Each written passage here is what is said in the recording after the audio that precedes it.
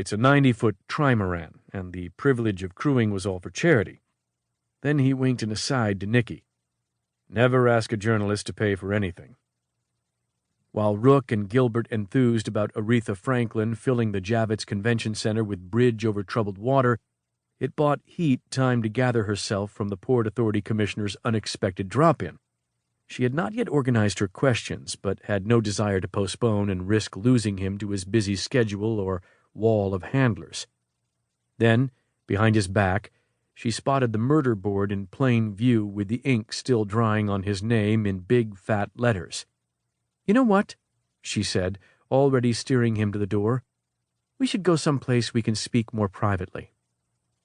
She ushered him into the conference room, much less onerous than one of the mirrored interrogation boxes. Rook followed them. To further keep things respectful, Nikki ignored the long table and indicated the trio of cloth chairs in the corner as an informal seating area. As he took one of them and set his slim briefcase on the floor, Heat said, "I'd offer you coffee, Commissioner Gilbert, but it's kind of stale, and you caught me by surprise." "My chief of staff said you'd left 3 calls. I wanted to find out why all the urgency."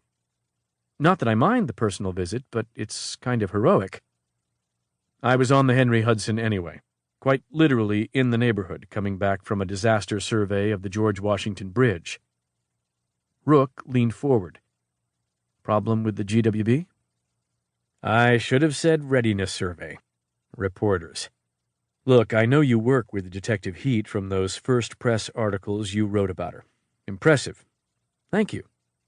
"I meant Heat," he said as another playful aside to Nikki before he turned back to Rook.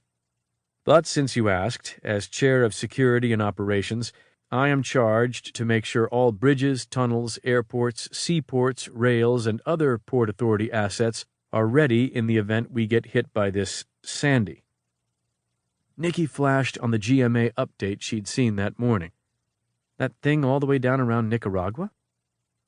"The computer tracking for that thing has put us on alert for a potential Category 1 or 2 hurricane to make landfall somewhere in the northeast within a week. It could strike the tri-state if you follow the European models." Rook wagged a Groucho air cigar. "I followed a European model once, until she tased me." He felt Commissioner Gilbert's cool stare and let the mimed stogie fall from his fingers. "Detective, I have a teleconference with FEMA, the Office of Emergency Management, and 2 nervous governors this afternoon, so perhaps you could simply tell me what you need to talk to me about?" "Absolutely. Let's get right to it." She gave Rook a cautionary glance to lay back, and he acknowledged it. "You own a mansion out in the Hamptons, is that right?" "Yes. Well, I have a second home there. I'm not sure I'd call it a mansion." His eyes narrowed in bemusement. "Did something happen to it?" "No, not that we are aware." "Then, if you'll pardon me, this doesn't seem like getting right to it." His demeanor remained pleasant, but he was unsubtle enough to check his wristwatch, an expansive, chunky outdoorsman's piece with more dials than the Mercury space capsule. Respect notwithstanding, Heat was determined not to let him run her meeting.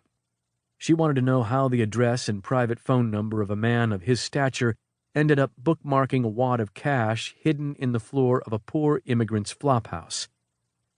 But she also knew she couldn't come at it straight on. Taking as much time and cooperation as he'd give, Nikki set out to start with a wide circle, then angle her way to the central question, learning perhaps more that way than serving his impatience. Or stature. "Do you go there often?" Resigned that she would follow her own tack, he answered, "As often as I can. Why are you so interested in Cosmo?" Succumbing to the urge, she reached for her pen and notepad. "Who is Cosmo, please?" He laughed. "Cosmo is the name of the property." Rook was unable to restrain himself. "It's not a mansion, but it has a name?" "Every place out there has a name." "Cosmo is unique," she said.